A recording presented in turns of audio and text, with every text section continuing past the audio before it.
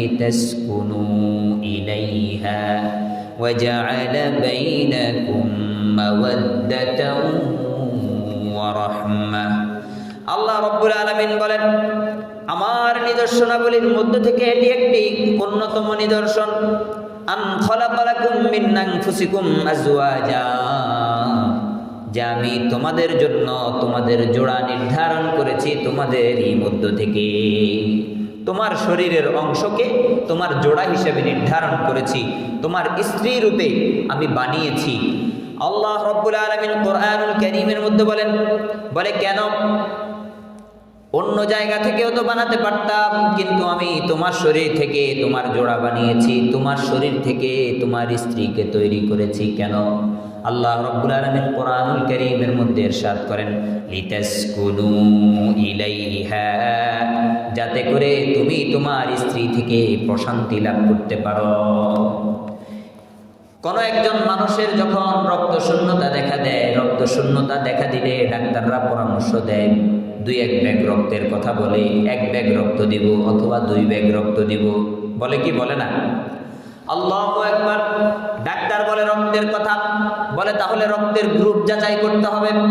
Group যখন যাচাই করে জানা গেল এ পজিটিভ রক্ত, বলে রক্ত যদি আনতে হয় তাহলে এ পজিটিভ রক্তই দিতে হবে। ভিন্ন কোনো রক্ত যদি এই রক্তের সাথে মিশে যায় তাহলে শরীর ভালোভাবে কাজ করবে না। তার মানে বোঝা গেল এ পজিটিভ রক্তের সাথে তার মিল থাকবে এ পজিটিভ রক্তের। অন্য কোনো রক্ত যদি সেখানে মিলিয়ে দেওয়া হয় তাহলে সেখানে শান্তি আসবে না। আল্লাহ রাব্বুল আলামিন বলে, তোমার পাঁজরের হাড্ডি দিয়ে তোমার স্ত্রীকে তৈরি করেছি যাতে করে তুমি তোমার পাঁজরের হাড্ডিকে মহব্বত করো। বুঝে আসছে? ভিন্ন কোনো জায়গা থেকে উড়ে এসে জুড়ে বসেছে এই মহিলা এমন না, বরং তোমার অঙ্গ থেকে হযরত আদম আলাইহিস সালাতু ওয়াস সালামের বাম পাঁজরের হাড্ডি দিয়ে হযরত হাওয়া আমাদের আম্মা জানকে ইন্তেকাল করে উনাকে বানিয়েছেন আল্লাহ রাব্বুল আলামিন। আল্লাহু আকবার। এই কারণে আল্লাহ রাব্বুল আলামিন বলে যে আন খালাকা লাকুম মিন আনফুসিকুম আজওয়াজা, বলে এটা তো অনেক বড় একটা নিদর্শন যে তোমাদের ওই মধ্য থেকে তোমাদের স্ত্রী নির্বাচন করেছি। কেন? লিতাসকুনু ইলাইহা, যাতে তোমরা তাদের কাছে প্রশান্তি লাভ করতে পারো। বুঝে আসছে না? তারপর আল্লাহ রাব্বুল আলামিন বলেন, স্বামী তার অধিকারগুলো যখন পালন করবে, স্ত্রী যখন তার হকগুলো স্বামীকে বুঝিয়ে দিবে, স্বামী স্ত্রীর প্রতি যেমন সহমর্মী, স্ত্রী স্বামীর প্রতি তেমন সহযোগী, এই 2 আচরণ 2 পাশ থেকে যখন হয়ে যাবে, আল্লাহ রাব্বুল আলামিন কোরআনুল কারীমের মধ্যে বলেন, ওয়াজআলা বাইনাকুম মাওয়াদ্দাতাও ওয়া রাহমাহ, বলে আল্লাহ রাব্বুল আলামিন তাদের মাঝে, বলে তোমাদের মাঝে আল্লাহ রাব্বুল আলামিন ভালোবাসা, রিক্কত, মহাব্বত পয়দা করে দিবেন। আল্লাহ রাব্বুল আলামিন তোমাদের মাঝে ভালোবাসা সৃষ্টি করে দিয়েছে। তাহলে স্বামী এবং স্ত্রীর মাঝের যে ভালোবাসা, তাদের যে মেলবন্ধন, এটা তৈরি করেছেন কে? মহান রব্বুল আলামিন, যিনি আমাদেরকে সৃষ্টি করেছেন, যিনি আমাদের স্ত্রীদেরকে সৃষ্টি করেছেন, তিনিই এই মহাব্বত সৃষ্টি করে দিয়েছেন। সেই কারণে এই মহাব্বত বজায় রাখতে হলে স্বামীকে তার দায়িত্ব পালন করতে হবে। গত সপ্তাহের যে 8টি দায়িত্বের কথা বলেছি, এরপর 9 নম্বর স্ত্রীর প্রতি স্বামীর দায়িত্ব। আল্লাহু আকবার। দেখেন, স্ত্রী যখন অভদ্র ও বদমেজাজি হবে তখন স্বামী কি করবেন জানার প্রয়োজন আছে না নাই? স্ত্রী মহিলা বক্র স্বভাবের মানুষ, একটু ঘাউড়া টাইপের, একটু বদমেজাজি, এই অবস্থায় স্বামী তার প্রতি কেমন আচরণ করবেন কোরআনুল কারীম এবং হাদিস শরীফ পড়লে বোঝা যায়। কোরআন ও হাদিসের রোশনিতে স্বামীকে ধৈর্য ধারণের পরিচয় দিতে বলেছে, ধৈর্যের পরিচয় দিতে বলেছে। বলে ধৈর্য ধারণ করো, খবরদার খবরদার, সেও যদি গরম হয় তুমিও যদি গরম হও, 2 গরম মিলে তখন তালাক হয়ে যাবে, ভঙ্গ হয়ে যাবে, বিবাহটা বন্ধন আর থাকবে না, তখন ভেঙে যাবে, বিবাহ বন্ধন ভেঙে যাবে। ও আমার প্রিয় ভাইরা, সে গরম হয়ে গেছে, আপনি নরম হয়ে যান। আপনি গরম হয়ে গেছেন, তাকেও বোঝান যে আমি গরম হলে তোমাকে নরম হতে হবে। বুঝে আসছে না? উভয়জন যখন গরম হয়ে যাবেন তখন আর বিবাহ টিকবে না। স্ত্রী যখন বদমেজাজি হবে, যেহেতু স্বামীর অধিকার, স্বামীর দায়িত্ব সম্পর্কে এবং স্ত্রীর অধিকার সম্পর্কে আলোচনা, সেই কারণে বলা আল্লাহু আকবার আল্লাহু আকবার। কিতাবের মধ্যে লেখে স্ত্রী যখন বদমেজাজি হবে, স্ত্রী যখন একটু চঞ্চল প্রকৃতির হবে, স্বামীর সাথে কথায় কথায় যখন সে মুখে মুখে কথা বলবে, ওই অবস্থায় স্বামী ধৈর্যের সাথে এটাকে মোকাবেলা করতে হবে। স্ত্রীর সাথে কোনো ধরনের দুর্ব্যবহার দেওয়া যাবে না। ইসলাম ধৈর্য ধারণের কথা বলেছে। তারপর স্ত্রীর ভালো দিকগুলোর কথা ভাববে। একটা দোষ পাইলাম, দোষ এটা নিয়ে রিয়াকশন করে বসে আসলাম, এটা নিয়ে খুব বড় করে ফেললাম, স্ত্রীর সাথে খুব ভালো যে সম্পর্ক ছিল সম্পর্কটাকে 2 মিনিটে বিচ্ছিন্ন করে দিলাম। এটা ইসলামের শিক্ষা নয়, বরং ইসলাম আমাদেরকে শিখায় স্ত্রী যখন রুট হবে, স্ত্রী যখন জঘন্যতম আচরণ করবে, তখন তার ভালো দিক চিন্তা করে মেজাজ কন্ট্রোল করবে। স্ত্রীর ভালো দিকটা চিন্তা করেন। সকাল থেকে সন্ধ্যা পর্যন্ত, সন্ধ্যা থেকে রাত 9টা 10টা পর্যন্ত খুঁটিনাটি ছোট ছোট বড় নিজের বাচ্চা সামলানো, নিজের স্ত্রী যেই কোরবানি আপনার জন্য দিচ্ছে, এই কোরবানিগুলোর কথা চিন্তা করবেন। দেখবেন মেজাজ এমনিতেই ঠান্ডা হয়ে যাবে, মেজাজ এমনিতেই ঠান্ডা হয়ে যাবে, গরম আর হবে না। বলে তার একটা দোষ হয়েছে ঠিক, সে আমার এই কথাটা মানল না, ঠিক আছে, কিন্তু সে তো আমার জন্য এই সকাল থেকে সন্ধ্যা, সন্ধ্যা থেকে রাত 9টা 10টা পর্যন্ত যেই কোরবানি দিচ্ছে, এটা তার অন্তরে যদি আমার মহাব্বত না থাকতো, জীবনেও সে এই কোরবানি দিত না। এই কথাগুলোকে চিন্তা করা, মেজাজকে কন্ট্রোল করা, মেজাজের বশীভূত হয়ে স্ত্রীর প্রতি কোনো ধরনের অত্যাচারে লিপ্ত না হওয়া। আল্লাহ রাব্বুল আলামিন কোরআনুল কারীমের মধ্যে আয়াত নাজিল করেন। আল্লাহ রাব্বুল আলামিন বলেন, ওয়াল কাযিমিনাল গায়য ওয়াল আফিনা আনিন নাসি ওয়াল্লাহু ইউহিব্বুল মুহসিনিন। আল্লাহ রাব্বুল আলামিন বলেন, কারণে অকারণে বিভিন্ন সময় রাগ আসবে, কারণ মানুষ সৃষ্টিগতভাবে তার রাগ তার মধ্যে রাখা হয়েছে। রাগ ছাড়া মানুষ আল্লাহ রাব্বুল আলামিন সৃষ্টি করেন নাই।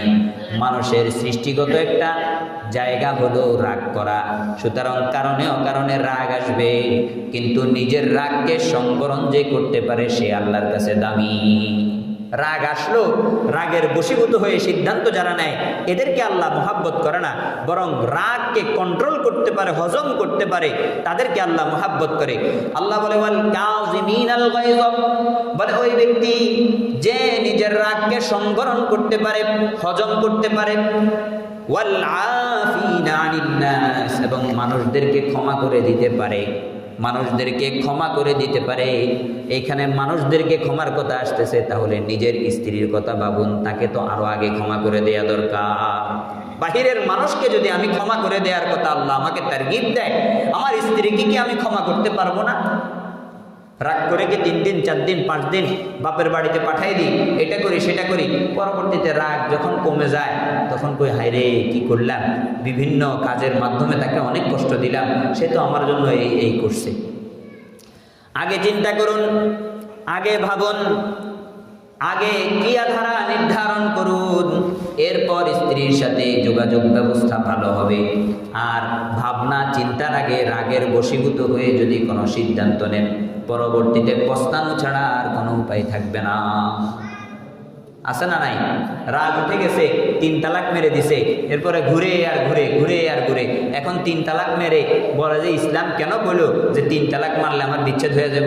তুমি ইসলামের প্রথম নীতিমালাগুলো মানলা না, এখন শেষে গিয়ে ইসলামের দোষ ইসলামের ঘাড়ের উপরে চাপাই দিতেছ।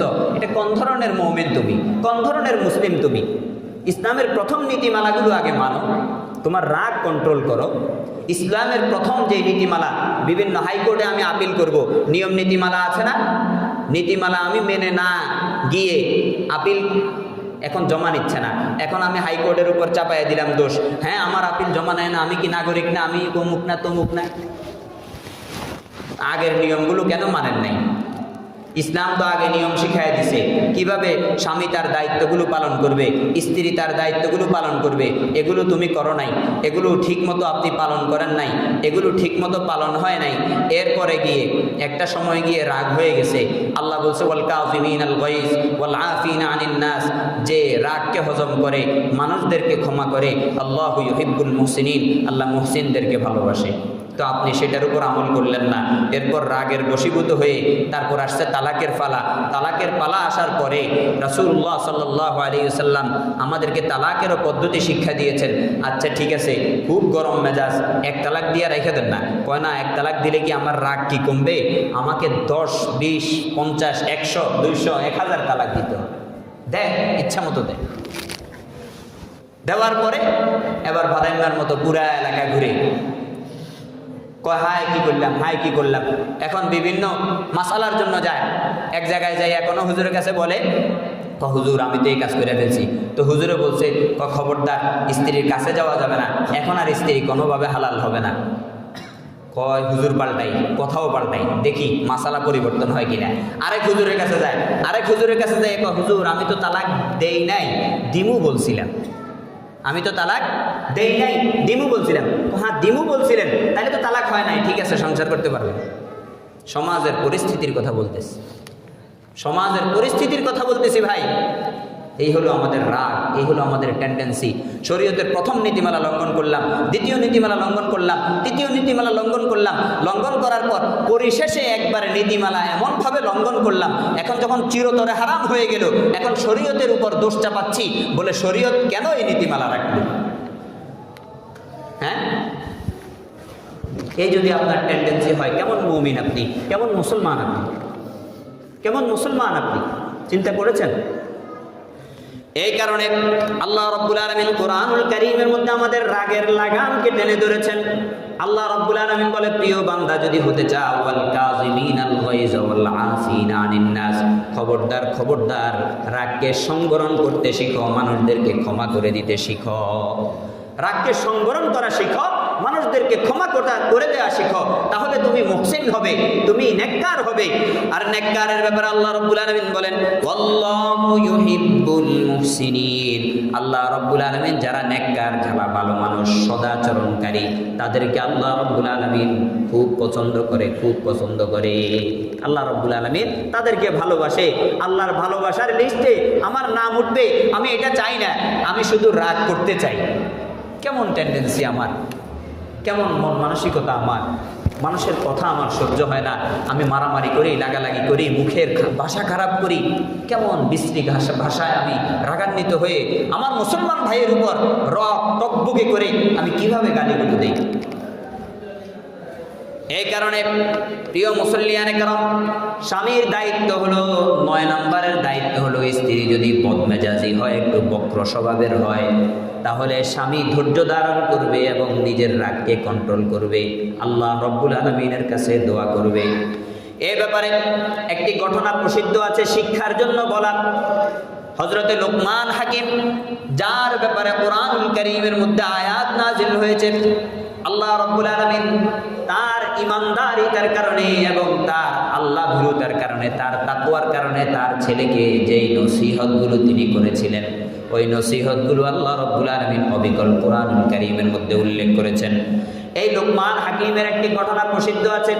লোকমান ছিল একজন গোলাম, কিন্তু খুব ভালো মানুষ ছিল। যেই মালিকের আন্ডারে সে কাজ করত, ওই মালিক তাকে খুব মহাব্বত করত। লোকমান হাকিম মালিকের কাজ করে, মালিকের কাজ করে। একদিন মালিক ওই গোলামের জন্য বাজার থেকে একটি টকটকে একটা বাঙ্গি কিনে আনলো। বাঙ্গি চেনেন তো, ফুটবলে বাঙ্গি বলে। মালিক লোকমান হাকিমের জন্য, তাকে খাইয়ে দেওয়ার জন্য একটা বাঙ্গি কিনে আনলো। আনার পর মালিক নিজের হাতে ওই বাঙ্গিটা কাটলো। কেটে লোকমান হাকিমকে যেহেতু বেশি মহাব্বত করতো, লোকমান হাকিমকে ডাকলো, বলে লোকমান আসো, তোমাকে আমি নিজের হাতে খাইয়ে দিব আজকে। মালিক এক এক টুকরো করে তার মুখে দেয়, সে খায়, এক এক টুকরো করে মুখে দেয়, সে খায়। সর্বশেষ যখন বাঙ্গির টুকরোটি বাকি আছে, বলে লোকমান তোমাকে তো খাওয়াইলাম, আমারও তো জানার প্রয়োজন আছে কেমন ধরনের জিনিস আমি তোমাকে খাওয়াইলাম, আমি একটা টুকরা খেয়ে দেখি এই জিনিসটা কেমন। মালিক যখন ওই টুকরাটা মুখে দিল, সাথে সাথে থু মেরে ওই টুকরাটা মুখ থেকে বের করে ছুঁড়ে ফেলে দিল। বলে, লোকমান, এত তিতা, এত খারাপ, এত দুঃস্বাদময় এই বাঙ্গি তুমি এতক্ষণ ভরে কিভাবে খাইলা, কিভাবে ধৈর্য ধারণ করলা?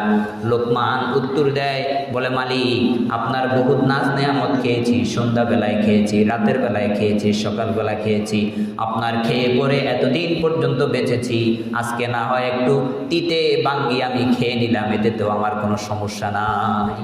এই হলো ধৈর্যের পরিচয়।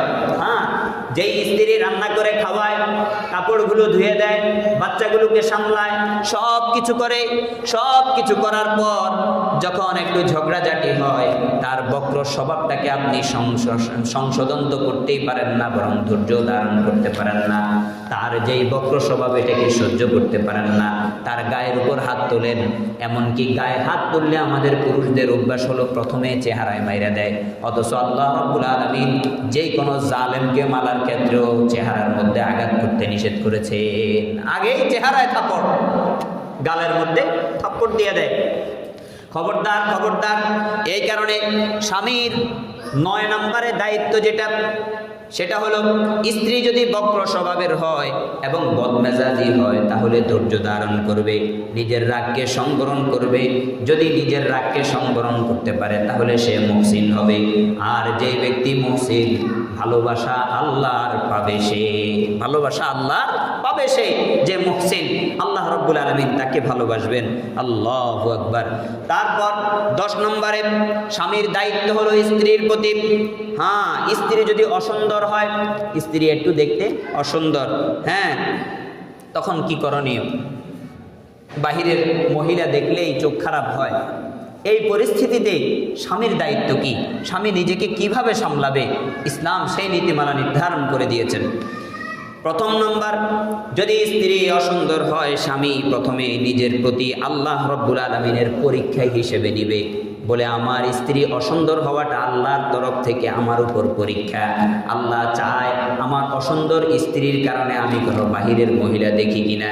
এই কথাটা আগে ভাবেন না, হৃদয়ের মধ্যে বুঝান, হৃদয়কে বুঝান যে আমার স্ত্রীর অসুন্দরতা, তার কালো হওয়া, তার অসুন্দর হওয়া, এই বিষয়টা আল্লাহর তরফ থেকে আমার উপর পরীক্ষা। আল্লাহ রাব্বুল আলামিন দেখতে চান যে আমি এই অসুন্দরতার কারণে বাহিরে চোখ মারি কিনা, আমার চোখ খারাপ হয় কিনা, আমি বাহিরে গিয়া কোনো অপকর্মে লিপ্ত হই কিনা, আমাকে আল্লাহ পরীক্ষা করতে চান। কল্পনা করলেন? কল্পনা করার পর দ্বিতীয় নম্বর কাজ হলো স্ত্রীর নেক আমলের ফল মনে করা। ওই যে মাঝে মাঝে শয়তানে ধোঁকা দেয়, কয় তুই এত সুন্দর সুঠাম দেহের অধিকারী এক পুরুষ, তোর মহিলাটা বাইকটা কালো, অমুক সমুক, বেটে, দেখতে সুন্দর নাই, বিশ্রী, এটা কেন হইল? তখন নিজেকে বুঝাবেন, বলে আমার স্ত্রী বেটে কালো ঠিক, কিন্তু সে আল্লাহর কাছে হয়তো এমন কোনো আমল করছে যেটা পছন্দ হয়ে আমার মতো সুঠাম দেহের অধিকারীকে তাকে দান করে দিছে। আর আমার হয়তো কোনো কাজে আল্লাহ এমনভাবে নারাজ হয়েছেন, তার মতো ব্যক্তি আমাকে দান করছে। কথা কি বুঝাইতে পারছি? হ্যাঁ, আল্লাহ রাব্বুল আলামিন প্রত্যেককে নিয়ামত দান করে। তখন নিজেকে বুঝান যে আমার স্ত্রী আমাকে পাওয়ার কারণ হচ্ছে আমি হিরো হওয়ার পরও আমাকে পাইলো, আর সে জিরো হওয়ার পরও আমার সংসার করছে। কারণ সে জিরো হইলেও আল্লাহর কাছে হয়তো হিরো হয়ে আছে, যার ফলে আল্লাহ আমার মতো স্বামী তার নসিবে জুটাইয়া দিছে। দ্বিতীয়, তারপরে চিন্তা করবেন যে আমি মনে হয় আল্লাহর কাছে কোনো জায়গায় দুর্বল রয়ে গেছি, দুর্বলতার কারণে, আমার দুর্বলতার কারণে হয়তো আল্লাহ রাব্বুল আলামিন আমার এই বিষয়টা একটু দুর্বলতা রেখে দিয়েছে। এটা যেহেতু দুর্বলতা আল্লাহর পক্ষ থেকে, সুতরাং বুঝা উচিত যে এই বিষয়ে আল্লাহ আমার পরীক্ষা নিচ্ছে, আমি যেন পরীক্ষায় ফেল না করি, ফেল না মারি, আমি যেন প্রাপ্ত নাম্বারের চেয়ে বেশি পেয়ে পাশ করতে পারি। বুঝে কি আসছে? স্ত্রী অসুন্দর হইলে নিজেকে আগে বুঝাইবেন। কথা বুঝে আসছে? তারপরে আসেন, স্ত্রী অসুন্দর যেহেতু, মাঝে মাঝে বাহিরে গেলে অন্যদিকে চোখ যাবে, যাবে কি না? অন্য মহিলাকে দেখলে অন্তরের মধ্যে কুমন্ত্রণা আসবে, কারণ মানুষের মধ্যে নফস আছে, আর নফসের মধ্যে 3 ধরনের নফস থাকে। একটা হচ্ছে নফসে আম্মারা, আরেকটা হচ্ছে নফসে লাউয়ামা, আরেকটা হচ্ছে নফসে মুতমাইন্না। নফসে আম্মারা যে সব সময় কয় ওই যে ওইদিকে যা, ওইদিকে যা, ওইদিকে যা। নফসে লাউয়ামা যে সব সময় বলে খারাপ কাজটা করছস কেন, মালামত করে। নফসে মুতমাইন্না যেটা নবীদের নফস, যাদেরকে শয়তান ধোঁকা দিতে পারে না, আল্লাহ রব্বুল আলামিন তাদেরকে নিজের কুদরতি মাসুমিয়াতের চাদরের মধ্যে আবৃত রাখার কারণে তাদের নফস এদিক সেদিক ছুটাছুটি করে না। সুবহানাল্লাহ, কথা কি বুঝাইতে পারছি? তো নফসে আম্মারা, ইন্নান নাফসা লাআম্মারাতুম বিসসু, কোরআনুল কারীমের মধ্যে আয়াত নাজিল হয়েছে, বলে নফস তো এমন লাআম্মারাতুম বিসসু, সব সময় আপনাকে আদেশ করবে খারাপ কাজে যাও। সব সময় আপনাকে আদেশ করবে কি? খারাপ কাজে যাও, খারাপ কিছু করো। কোরআনুল কারীমের মধ্যে আসছে ওমা উবাররিউ নাফসি, কে বলতেছে? হযরত ইউসুফ আলাইহিস সালাতু ওয়াস সালাম বলতেছে, আমি আমার নফসকে সুফিসাব মনে করি না। ইন্নান নাফসা লাআম্মারাতুম বিসসু, নফস তো আদেশ করে খারাপের দিকে যাওয়ার, কিন্তু আমার আল্লাহ আমাকে মাসুমিয়তের চাদরের মধ্যে আবৃত করে রাখার কারণে আমার নফস আম্মারা হয় নাই, বরং আমার নফস মুতমাইন্না হয়েছে। বুঝাইতে কি পারছি হযরত ইউসুফের এই কল্পনা জল্পনা? তাহলে বুঝেন, নবী যদি বলে আম্মারার কথা, আমাদের নফস কোথায়? চিন্তা করুন। আল্লাহু আকবার। নবীর নফস তো আম্মারা হইতে পারে নাই, কারণ আল্লাহ আবৃত করে রেখেছেন, কিন্তু আমার নফস তো আম্মারা হয়, আমার নফস তো খারাপের দিকে যায়। তো গেলে কি করব? স্ত্রী কালো হওয়ার কারণে সুন্দরী দেখলে অন্তরের মধ্যে কুমন্ত্রণা দেয় শয়তান, ঠোকর দেয়। এই ঠোকরগুলো থেকে বাঁচবো কিভাবে? রাসূলুল্লাহ সাল্লাল্লাহু আলাইহি ওয়াসাল্লাম হাদিস শরীফের মধ্যে বলে যদি কোনো মহিলার প্রতি নজর চলে যায়, আল্লাহ রাসূল সাল্লাল্লাহু আলাইহি ওয়াসাল্লাম বলেন, ইন্নাল মারআতা ইদা আকবালাত ফি সূরাতি শাইতানিন, বলে ও আমার উম্মতের পুরুষেরা শোনো শোনো, তোমাদের সামনে যখন একজন মহিলা আসে, তার চেহারার মধ্যে শয়তান একটা আকৃতি ধরে। তার চেহারা তোমার সামনে আসার সাথে সাথে শয়তানের চেহারাটাও তোমার সামনে আসে। মহিলাটা আসছে, একা আসে নাই, বরং শয়তানও একটা আকৃতি নিয়ে আপনার অন্তরে ফু দিতেছে। ওই মহিলার চেহারার মধ্যে আপনার সামনে যখন মহিলা আসছে, তখন ওই মহিলার চেহারার সাথে শয়তান আকৃতি ধারণ করে আপনার সামনে আসছে। কে বলতেছে? নবী আলাইহিস সালাতু ওয়াস সালাম। আল্লাহ রাসূল সাল্লাল্লাহু আলাইহি ওয়াসাল্লাম বলে যখন কোনো মহিলা তোমার সামনে আসে, তখন সে শয়তানের একটা সূরত নিয়ে তোমার সামনে আসে, অর্থাৎ সে যেহেতু পর্দা করে নাই, পর্দা লঙ্ঘন করেছে, সুতরাং শয়তানকে মেনে তোমার সামনে এসেছে, তাহলে তার চেহারার মধ্যেও শয়তানি চলে এসেছে। এখন তুমি এটার থেকে বাঁচবা কেমনে? রাসূলুল্লাহ সাল্লাল্লাহু আলাইহি ওয়াসাল্লাম বলেন, ফাইদা রাআ আহাদুকুম ইমরাআতান ফাআজাবাতহু, বলে তোমাদের মধ্যে যদি কেউ এমন কোনো মহিলাকে দেখে, যেই মহিলাকে দেখলে তার ভালো লেগে যায়, মহিলাকে দেখার কারণে তার অন্তরে একটু কাইফিয়াত সৃষ্টি হয়েছে, মহিলাটাকে তাকে আশ্চর্যান্বিত করে দিয়েছে তার চেহারার মাধ্যমে, মাধুর্যের মাধ্যমে, ওই যে শয়তানের সূরতের মাধ্যমে তার অন্তরের মধ্যে যদি ধোঁকা দিয়ে দেয়। নবী আলাইহিস সালাতু ওয়াস সালাম বলেন, এমন যদি হয় মহিলার চেহারা দেখে ধোঁকা খেয়ে যায়, ফালইয়াতি আহলাহু, তাহলে সে নিজের আহাল অর্থাৎ তার পরিবারের মধ্যে যেই স্ত্রী সে ঘরে এনেছে, তার স্ত্রীর কাছে যাবে, অর্থাৎ মহিলার ওই ধোঁকা থেকে বাঁচার জন্য সাথে সাথে তার স্ত্রীর সাথে দেখা করবে, অথবা দূরে থাকলে ফোনে কথা বলবে। কথা বলার মাধ্যমে স্ত্রীকে আল্লাহ রাসূল সাল্লাল্লাহু আলাইহি ওয়াসাল্লাম বলে কেন কথা বলবে? বলে যেই মহিলাটাকে দেখছে সুন্দর লাগছে, আল্লাহ রাসূল বলেন ফা ইন্নাল্লাযী মাআহা মিসলাল্লাযী মাআহা, বলে যেই মহিলাটাকে দেখে ভালো লেগেছে, ওই মহিলার মধ্যে যা কিছু আছে, তার স্ত্রী কালো হোক, যেমনই হোক, কুশ্রী হোক, সুশ্রী হোক, যেই অবস্থারই হোক, তার স্ত্রীর মধ্যে ওই জিনিসগুলো আছে, যে জিনিসগুলো এই মহিলা যাকে দেখে তার ভালো লেগে গেছে এর মধ্যে আছে। সুতরাং ভালো লাগার সাথে সাথে স্ত্রীর সাথে কন্ট্যাক্ট করবে, বাহিরে থাকলে মোবাইলে, আর সরাসরি বাড়িতে যাওয়া গেলে বাড়িতে চলে যাবে, তাহলে গুনাহ থেকে আল্লাহ ফিরিয়ে নেবে। আল্লাহু আকবার। আল্লাহ রাসূল সাল্লাল্লাহু আলাইহি ওয়াসাল্লাম বলে বুঝে আসছে না? যে কোনো মহিলাকে দেখে ভালো লাগতে পারে, শয়তান তো পেছনে লেগে আছে, নফস তো আম্মারা, শুধু খারাপ কাজের আদেশ দেয়, শুধু বলে এইদিকে যাও, বামে যাও, ডানে যাইও না, শয়তান শুধু এই কথা বলে। এগুলোর থেকে বাঁচার একটা উপায় নবী আলাইহিস সালাতু ওয়াস সালাম বলে, যখন কাউকে ভালো লেগে গেছে খবরদার খবরদার ওই দিকে আর দ্বিতীয়বার তাকাইও না, বরং নিজের স্ত্রীর দিকে মুভ করো, নিজের স্ত্রীর দিকে যাও। কয় যে কালো, কয় সমস্যা নাই তো, এই মহিলার মধ্যে যা আছে তোমার স্ত্রীর মধ্যে তাই আছে, এর চেয়ে কোনো কিছু কমও নাই বেশিও নাই। আল্লাহু আকবার। নবী আলাইহিস সালাতু ওয়াস সালাম চরিত্র গঠনের জন্য বলেন, ইসলাম আমাদেরকে নিজের চরিত্রের হেফাজতের জন্য বলেন। তারপর আল্লাহ রাসূল সাল্লাল্লাহু আলাইহি ওয়াসাল্লাম আমাদেরকে এই কথাটা শিক্ষা দিলেন যে তোমার স্ত্রী কালো হলেও ওই কালো স্ত্রী দিয়ে তোমার ইজ্জতের হেফাজত হবে, কারণ তাকে আল্লাহ কালো বানাইছে, তুমি কালো বানাও নাই। তাকে আল্লাহ কুশ্রী বানাইছে, তুমি কুশ্রী বানাও নাই।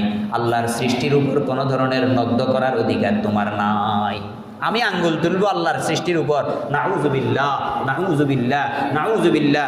আল্লাহু আকবার।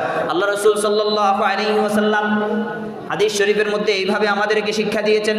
তারপর স্বামীর 11তম দায়িত্ব, 11 নম্বর দায়িত্ব হলো মাঝে মাঝে স্ত্রীকে বিয়ে করে আনার পর স্ত্রীর সন্তান হয় না, সন্তান হয় না, দীর্ঘ সময় হয়ে গেছে, শ্বশুরে খোঁচা দেয়, শাশুড়ি খোঁচা দেয়, ননদে খোঁচা দেয়, ওই যে ননসে খোঁচা দেয়, খোঁচা দেয় তোর সন্তান হয় না কেন? আসলে কিন্তু কোনো পরীক্ষা করে দেখে না সমস্যাটা কার। স্ত্রীর সমস্যা তো নাও হতে পারে, পুরুষের সমস্যাও হতে পারে। হতে পারে কি পারে না? এই যে খোঁচা দেওয়া দেই, এগুলোর থেকে হেফাজতে হয়ে যান। খবরদার খবরদার। ছেলে দিবে কে? আল্লাহ রাব্বুল আলামিন। মেয়ে দিবে কে? আল্লাহ রাব্বুল আলামিন। এবং ছেলে মেয়ে উভয়টা যাকে দান করবে, কে দান করবে? আল্লাহ রাব্বুল আলামিন দান করবে। আল্লাহ রাব্বুল আলামিন চাইলে কিছু দান করবে না। সুতরাং এই যে খোঁচাখুচির যে স্বভাব, এই স্বভাব থেকে স্বামীকে হেফাজতে থাকতে হবে। স্বামীর 11 নম্বর দায়িত্ব হলো, স্ত্রী যদি সন্তান হারা হয়, অর্থাৎ সন্তান দিচ্ছে না এমন হয়, স্ত্রীর সাথে আগে যেমন সন্তান দেওয়ার আগে বিবাহের প্রাথমিক অবস্থায় যেমন ব্যবহার করত তেমনই ব্যবহার করবে। আর যদি স্ত্রী মাঝে মাঝে এমন হয়, স্ত্রীর শুধু কন্যা সন্তান হয়, শুধু কন্যা সন্তান হয়, 3টা 4টা 5টা যা কিছু হয়েছে সব কন্যা সন্তান, যার কারণে খোঁটা দেয়, একটা পর্যন্ত পুরুষ সন্তান আমাকে দিতে পারস নাই, এমন খোঁটা দেওয়ার অধিকার স্বামীকে আল্লাহ রাব্বুল আলামিন দেয় নাই। আল্লাহ রাব্বুল আলামিন কোরআনুল কারীমের মধ্যে আয়াত নাযিল করেন, ইয়াহাবু লিমান ইয়াশাউ ইনাসান ওয়া ইয়াহাবু লিমান ইয়াশাউ যুকুর। বলে আল্লাহ যাকে চায় তাকে কন্যা সন্তান দান করে, আল্লাহ যাকে চান তাকে পুত্র সন্তান দান করেন। তারপর আল্লাহ রাব্বুল আলামিন আয়াতে বলেন, আউ ইউযাউযুহুম যুকরানাও ওয়া ইনাসা। আর আল্লাহ যাকে চায় কন্যাও দান করেন, আল্লাহ যাকে চায় পুত্রও দান করেন। কন্যা এবং ছেলে সন্তান এবং মেয়ে সন্তান উভয়টা তাকে দান করেন আল্লাহ রাব্বুল আলামিন। এরপরে বলে ওয়ায়াজআলু মাইয়াশাউ আকিমা। আর আল্লাহ যাকে চান, যেই মহিলাকে চান, যেই পুরুষকে চান, নিঃসন্তান অবস্থায় রেখে দিতে পারেন। তারপর আল্লাহ রাব্বুল আলামিন বলেন, আল্লাহু আকবার, ইন্নাহু আলীমুন কাদির। আল্লাহ রাব্বুল আলামিন বলেন, আল্লাহ জানেন কাকে সন্তান দেয়া যাবে, কাকে দেয়া যাবে না, কাকে কন্যা সন্তান দিতে হবে, কাকে পুত্র সন্তান দিতে হবে, কাকে নিঃসন্তান অবস্থায় রেখে দিতে হবে। ইন্নাহু আলীমুন, আল্লাহ জানেন, কদিরুন, এবং আল্লাহ যাকে যেটা দেওয়ার ওটার শক্তিও আল্লাহ রাব্বুল আলামিনের কাছে আছে। কারো পুত্র সন্তান লাগবে, ওই পুত্র সন্তান দেওয়ার শক্তি কার কাছে? আল্লাহর কাছে। আপনি আল্লাহকে না বলে স্ত্রীকে সকালে একবার খোঁটা দেন, দুপুরে একবার খোঁটা দেন, রাত্রে শোয়ার সময় একবার খোঁটা দেন, এই অভ্যাস থেকে পেলেন? ইসলাম তো আপনাকে শিখায় নাই, আপনি তো মুসলমান, আপনি তো মুসলমান। সুতরাং প্রিয় ভাইরা আমার, সন্তান হয় না, কারণ সন্তান হয় না যে আল্লাহ দেয় না, আল্লাহর থেকে নামান, আল্লাহর থেকে চান। হযরত ইব্রাহিম আলাইহিস সালাতু ওয়াস সালাম বার্ধক্যে চলে গেছেন, আল্লাহর কাছে দোয়া করেছেন, আল্লাহ গো আমাকে একটা সন্তান দেন, আল্লাহ গো আমাকে একটা সন্তান দেন। আল্লাহ রাসূল সাল্লাল্লাহু আলাইহি ওয়াসাল্লামের মাধ্যমে, কোরআনের মাধ্যমে আমরা জানতে পারি, হযরত ইব্রাহিমের বার্ধক্যে এসে আল্লাহ রাব্বুল আলামিন হযরত ইব্রাহিমকে ইসমাঈল দান করেছেন, আবার অন্য ঘরের মধ্যে ইসহাকও দান করেছেন। একবারে বার্ধক্যে এসে তো দিয়েছেন কে? আগে হয় নাই যে দেন নাই কে? আল্লাহ। আর এখন যে হলো দিয়েছেন কে? আল্লাহ। এই কারণে হযরত ইব্রাহিম দোয়া শিক্ষা দিয়েছেন সন্তানের জন্য, রব্বানা হাব লানা মিন আজওয়াজিনা ওয়া যুররিয়াতিনা কুররাতা আ'য়ুন ওয়াজআলনা লিল মুত্তাকিনা ইমামা। ছেলে সন্তানের জন্য দোয়া শিখাইছেন, রব্বি হাবলি মিনাস সালিহিন, আল্লাহ নেক ছেলে সন্তান দেন। তারপর আল্লাহ রব্বুল আলামিনের নবী ইব্রাহিম আমাদেরকে দোয়া শিক্ষা দিয়েছেন, বলে যে রব্বি ইন্নী লিমা আনজালতা ইলাইয়া মিন খাইরিন ফাকির। তাহলে গেল 11 নম্বর দায়িত্ব স্বামীর। তারপর 12 নম্বর দায়িত্ব হলো, স্বামী যদি একাধিক বিয়ে করে সমতা বজায় রাখতে পারে, অর্থ সম্পদ সব ঠিক আছে, সমতার ব্যাপারে গ্যারান্টি আছে, এমন স্বামী যদি হয়, তার জন্য ইসলাম একাধিক বিয়ের অনুমতি প্রদান করেছেন। তবে যে সমতা বজায় রাখতে পারবে না, তার জন্য ইসলামে একাধিক বিয়ে হারাম। খবরদার খবরদার, সমতা বজায় রাখতে পারে এমন স্বামী শুধু পারবে। তার ব্যাপারে নবী করিম সাল্লাল্লাহু আলাইহি ওয়াসাল্লাম বলে, ইযা কানা ইনদার রাজুলি ইমরাতানি ফালইয়াদিল বাইনাহুমা জাআ ইয়াউমাল কিয়ামাতি আল্লাহ রাসূল সাল্লাল্লাহু আলাইহি ওয়াসাল্লাম বলে, কারো দায়িত্বে যদি 2টি স্ত্রী থাকে, ওই 2 স্ত্রীর মাঝে সে সমতা বজায় রাখে না, আর সমতা বজায় না রাখার কারণে কিয়ামতের ওই কঠিন ময়দানে সে আল্লাহ রাব্বুল আলামিনের কাছে উত্থিত হবে। অর্থাৎ এমন ভাবে উত্থিত হবে, তার এক পাশ অপস হয়ে যাবে, সে প্যারালাইজড অবস্থায়, পক্ষাগস্ত অবস্থায় আল্লাহর কাছে উত্থিত হবে। কারণ সে এক অংশের হক আদায় করছে, আরেক অংশের হক আদায় করে নাই। এক স্ত্রীর প্রতি ঝুঁকে আরেক স্ত্রীর প্রতি জুলুম করেছে, আরেক স্ত্রীকে বেশি মহব্বত করতে গিয়ে আরেক স্ত্রীকে মহব্বত করে নাই। এক স্ত্রীর হক বেশি দিছে, আরেক স্ত্রীকে বাদ দিয়ে দিছে, আবার আরেক বিয়ে করার জন্য তালাকের পর তালাক দিছে। এমন স্বামীদেরকে আল্লাহ টুটি চিপে ধরবেন কিয়ামতের ওই কঠিন ময়দানে। আমার প্রিয় ভাইরা, এই 12টা দায়িত্বের কথা বললাম, এই দায়িত্বগুলো যদি আমরা পুরুষেরা সুন্দরভাবে আদায় করি, তারপর ইনশাআল্লাহ আমরা সামনের সপ্তাহে আমাদের প্রতি তাদের কি দায়িত্ব এটা নিয়েও আলোচনা করব। তারাও যদি সেগুলো করে, তাহলে আমাদের সংসারগুলো, আমাদের পারিবারিক দ্বন্দ্ব কলহগুলো মিটে যাবে, আমাদের সংসারগুলো সোনার সংসারে পরিণত হবে। আল্লাহ রাব্বুল আলামিন সর্বপ্রথম আমাদের মতো পুরুষদেরকে আমাদের দায়িত্বগুলো, আমাদের কর্তব্যগুলো সুন্দরভাবে পালনের তৌফিক দান করুন। ওয়া মা তৌফিকি ইল্লা বিল্লাহ। যারা